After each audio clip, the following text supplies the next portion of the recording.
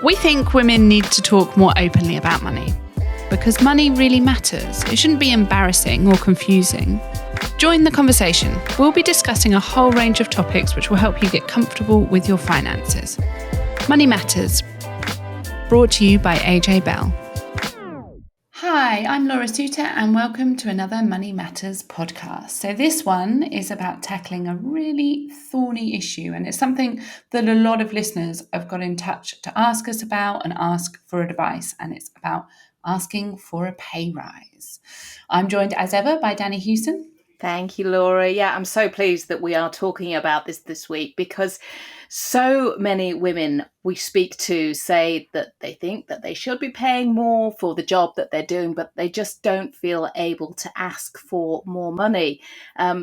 They feel that they're worth it, but then if you sort of put them on the spot, push them, they sort of wobble. They don't know how to go about it, and they don't have the confidence. That's a huge issue. And I know that over the years, I've had plenty of moans to friends and colleagues about pay, but I definitely did an awful lot more moaning than anything productive, just because that conversation's really hard. I think it's really tricky to have, and it's something my friends and I talk about quite a bit. And I think one area where I'm probably better at and I'm good at encouraging my friends is when you move jobs to never accept the first salary offer and to negotiate at that point. But I think one area that I'm definitely not good at is when you're in a job, how do you know that you're due a pay rise, and how do you know to justify that and have that awkward conversation?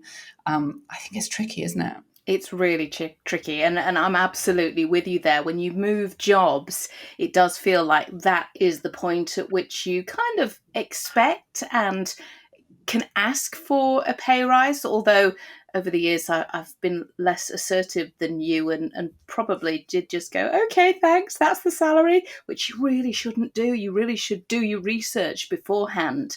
And that is something that I think people are becoming much better at, having conversations about what other jobs of that sort of same level are paid, and talking to their friends and their colleagues about what they're paid as well. Yeah, and I think it's a really good time for it because at the moment we've got quite a fierce job market, lots of people, lots of companies fighting to hire good staff. And so it's a great time to be negotiating either if you're moving jobs or if you're in your current job. Lots of companies are going out of their way to keep good people. So it's very topical. And as you know by now, this podcast is aimed at getting women to talk about all aspects of their money and to think about their finances all the way through. And so one of the causes of the gender investment gap that we talk about so much is the gender pay gap. And a lot of that is getting better. Companies are having to report it now. There's a lot more awareness of that gap.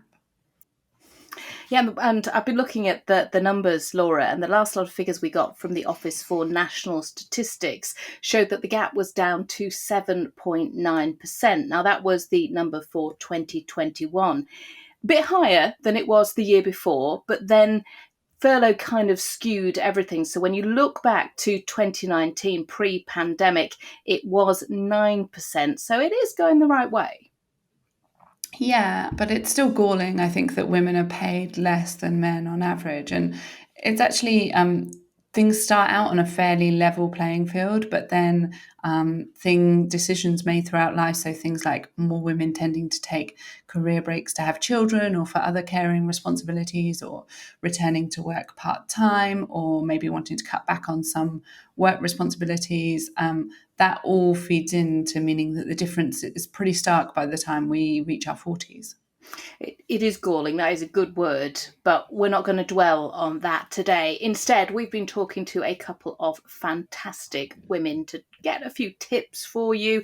If you're thinking that you should be paid a bit more, if you're sort of on the cusp of going out and having that conversation with your boss, maybe you're thinking of switching jobs to get more money.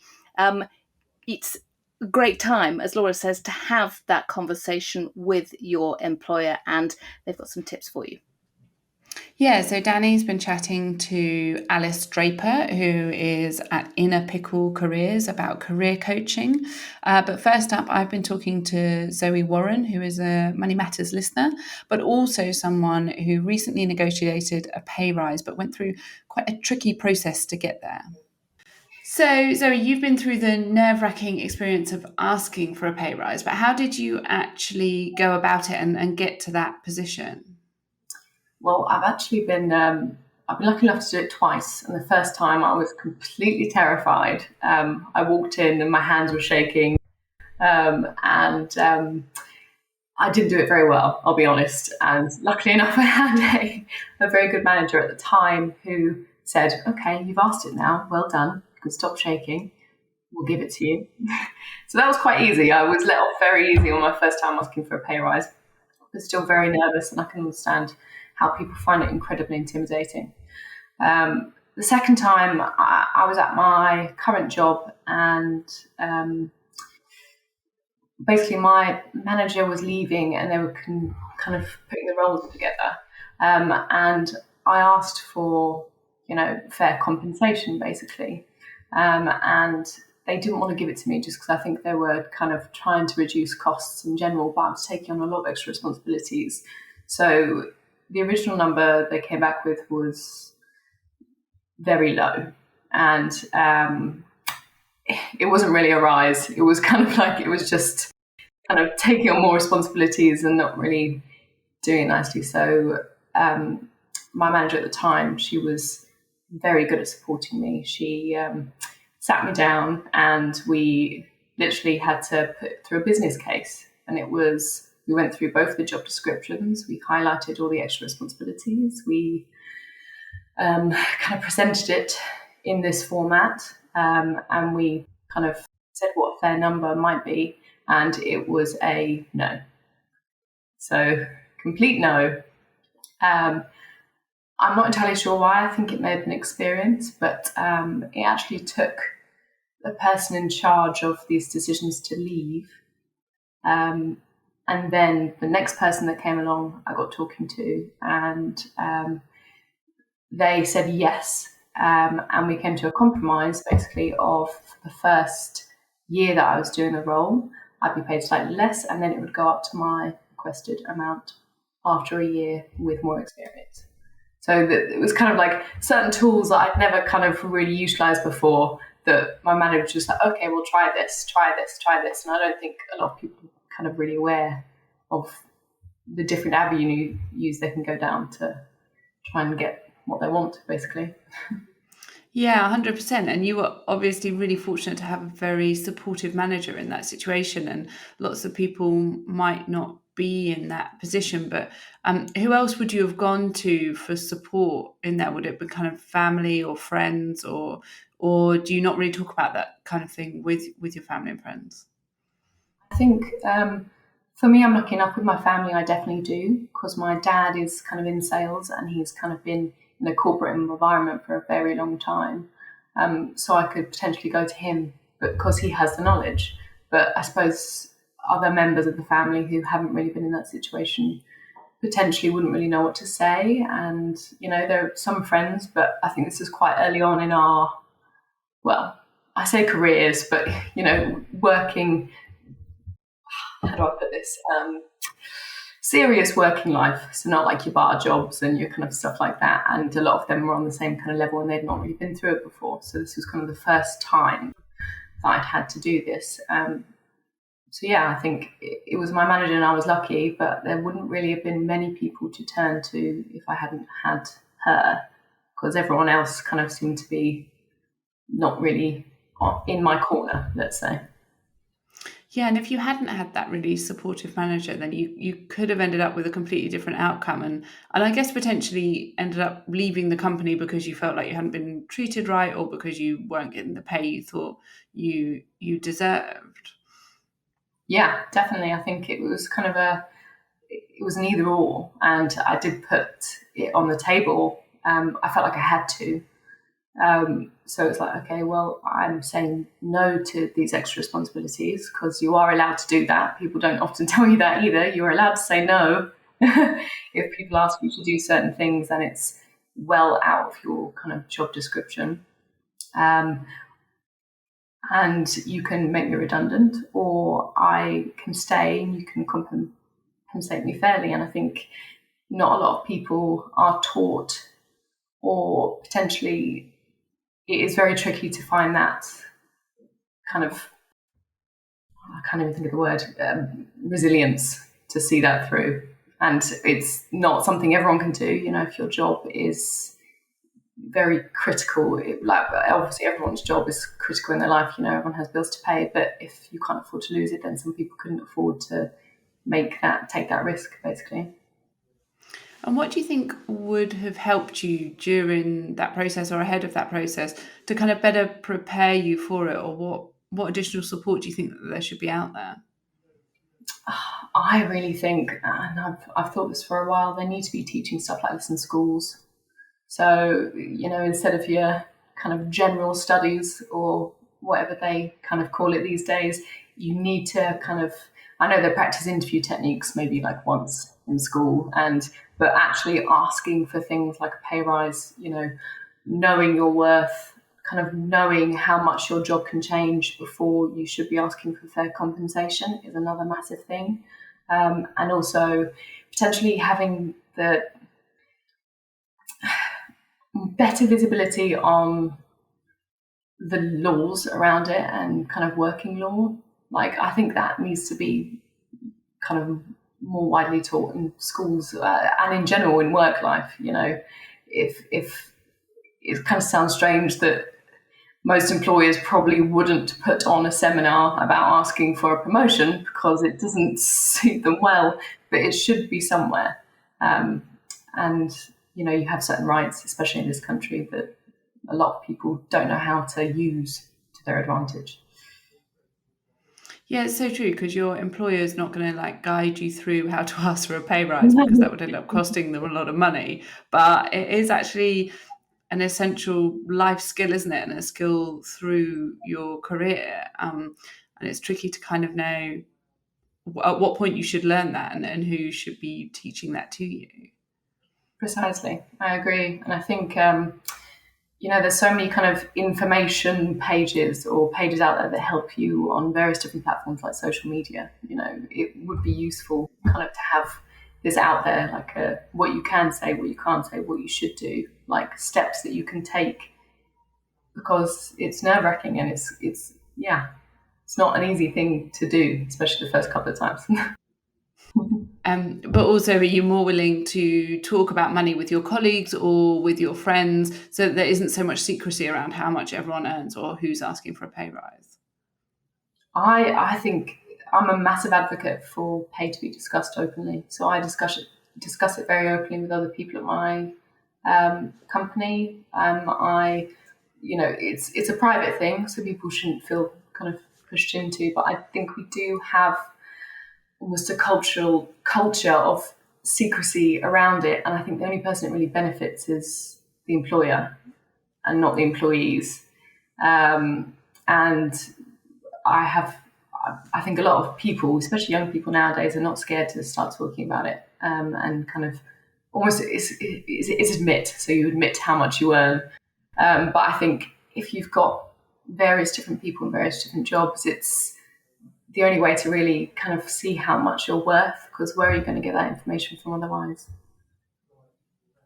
Yeah, it's so true. And I think your point that the employer are the only people that win out of that secrecy is very accurate. Thank you so much for sharing your story with us, Zoe. I really appreciate it. No worries at all. Do you know, I really love Zoe's tenacity, and I totally recognise all the feeling that she spoke about from some of my own experiences. I honestly don't think it ever gets any easier to talk about yourself, your own worth, what you think that, you should be paid, your value. But those conversations are something that our next guest specialises in. Alice Draper set up In a Pickle Careers to help women find their confidence. She's helped loads of women get back to the workplace, move jobs, start businesses, get promotions, and yes, ask for pay rises. I suppose that the first question is, how do you help women ask for a pay rise? So there's lots and lots of ways that you can help women ask for a pay rise, but I think one of the most important things is the mindset and getting in the mindset. So there was a study done by KPMG in 2020 that found that 75% of women feel have imposter syndrome and suffer from it regularly. So and that's the kind of feeling of being a fraud. So you might be in the most amazing job in the world, you might be managing big teams, hitting your targets, beating your targets, making lots of money for a company, and then you still feel like, am I meant to be here? Will they realize that I'm a fraud? Am I being lucky? Often luck is something that we feel. So that's something that, so I often look to manage in terms of the mindset of feeling that imposter syndrome, and actually feeling like, you're not an imposter and you are meant to be here. So mindset is a really key thing that I would employ to help with that. So how do you change somebody's mindset? Because that imposter syndrome, I think most women will certainly recognize it, and finding the confidence to get past that can be really hard. Yeah, absolutely. And we do lots and lots of things to help with that. So some of the coaching I do is really about reflecting on past experiences where you've been at your highest highs or your lowest lows, and really looking at why that was, looking at you at your best, and conditions that make you thrive, and also your values, what's really important to you. And often what's really important to a lot of the clients I work with is being paid what they're worth. And they're often quite shocked when they go through all their values and they think, oh, I never thought that would come up as such a important point. But it's often getting those kind of things in place to really understand what is important to you. And often we work on confidence, and there's lots of different ways to work on confidence. But one of the things that I say is kind of tackling that inner critic that you have inside. So those thoughts saying, being lucky, is it possible? Am I meant to be here? And really tackling them with more realistic thinking. So often it's open questions instead of the kind of closed yes no questions. So is it possible becomes, how can I make it possible? And that really can help with imposter syndrome. But it's something that, as I said, lots and lots of people suffer with, not just women, men as well. But it is really tackling those thoughts head on and reframing them more as that they aren't facts, and what are the facts. So if somebody is in a position where they are thinking, actually, I think I should be paid more than I'm currently paid, where do you start? So the first thing that I say for this is research, and that not only will help with working out exactly how much you should get paid, but actually helps you kind of feel a bit more confident about it, because confidence is certainty. You're certain you should be getting paid that much. And to do this, Glassdoor is an absolutely amazing way to find out what others in your industry are getting paid. But you can also network. And you don't have to necessarily, you find someone in your network that maybe is on a similar role to you in a different company, but you don't necessarily have to ask them, how much do you get paid? But you could ask them, I would really like some help with getting a pay rise, and I'd really like your advice. I'm thinking of asking for this much. Does this sound fair? And seeing what they come back with. So networking can really help. And also, when you are networking and asking these kind of questions, don't just ask women, ask men as well, because the gender pay gap is real, and it's really important to ask both men and women what they get paid in that similar role, to get the research and understand exactly what it is you should be getting paid. I've actually I'm working with a few clients at the moment, and a couple of them have been looking into the research and realizing that they should be getting paid a lot more. And it almost kind of gets you a bit angry, doesn't it? That I should be getting paid more, shouldn't I? Why am I not doing anything about it?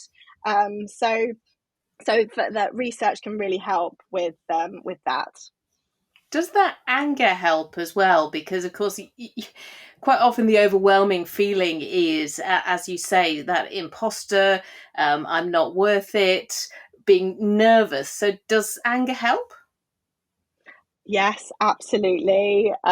When you hear about, say, for example, we spoke about the gender pay gap. When you hear about that and the differences, it does make you feel angry. And there's obviously lots and lots of things that come into why there is a gap. But, if it is something that you can push for and push for more, then getting a bit angry can really help, definitely. So you provide coaching for both men and women, part of their careers.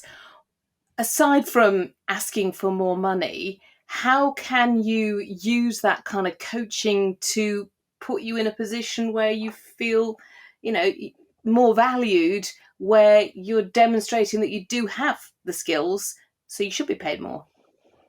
So another thing that we look at is, firstly, when you are thinking about a pay rise, is to think about what is it that you've done for the company and the impact that you've had on the company. So we would look into that, and impact doesn't have to be monetary, although monetary is really helpful, especially for companies to hear how much money you've made the company, how much cost you've saved, how many clients you found and maintained.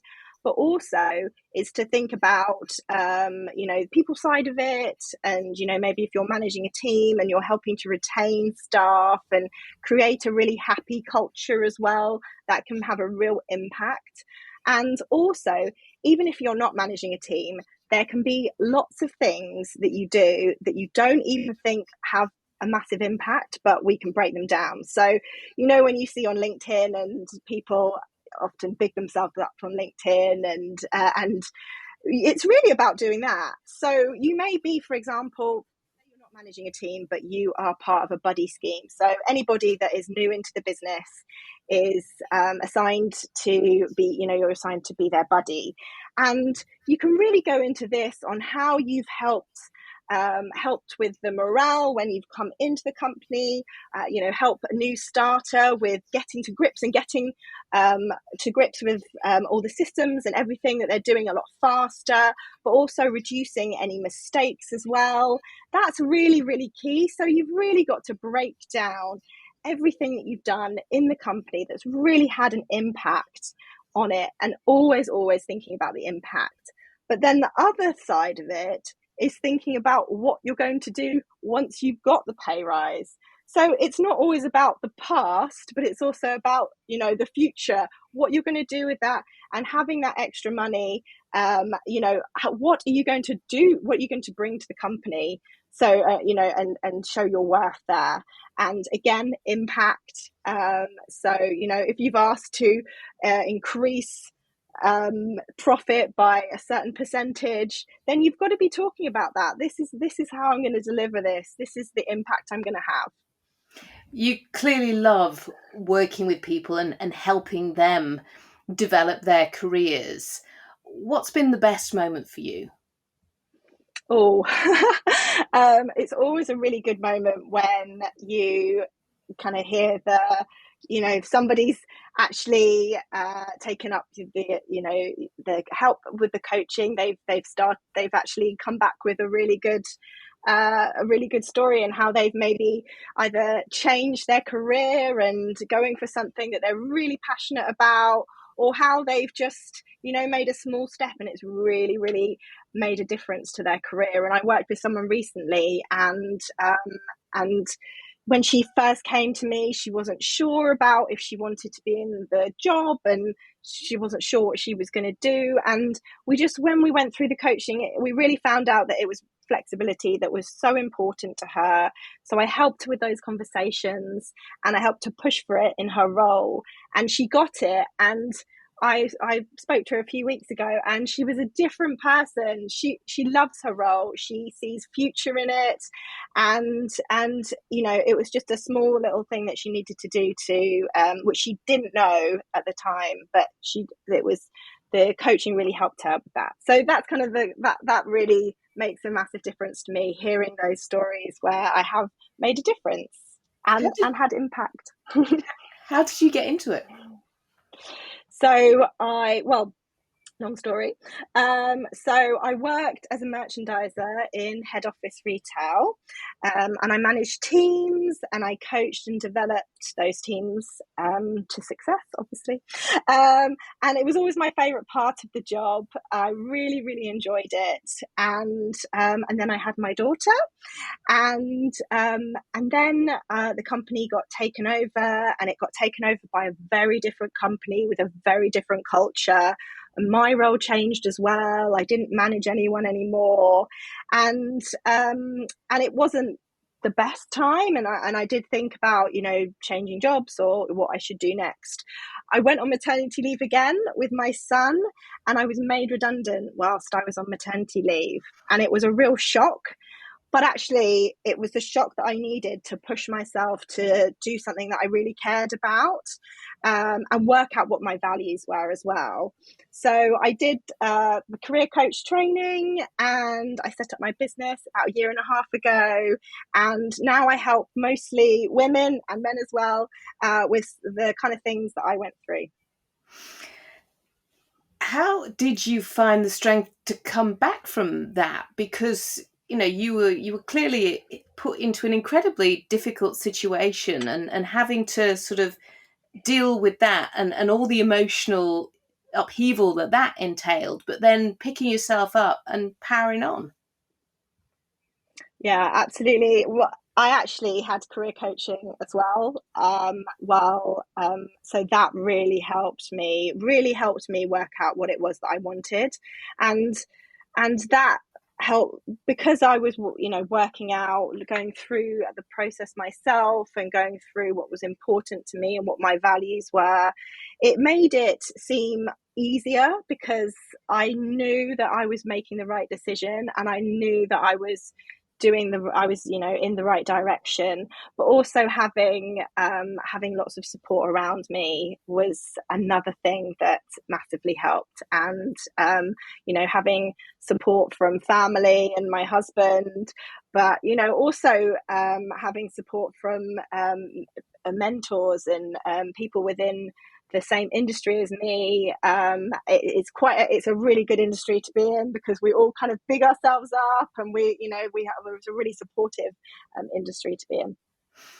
Conversations, isn't it? It's just about talking and having people to share your fears, your hopes, your dreams, to get advice from.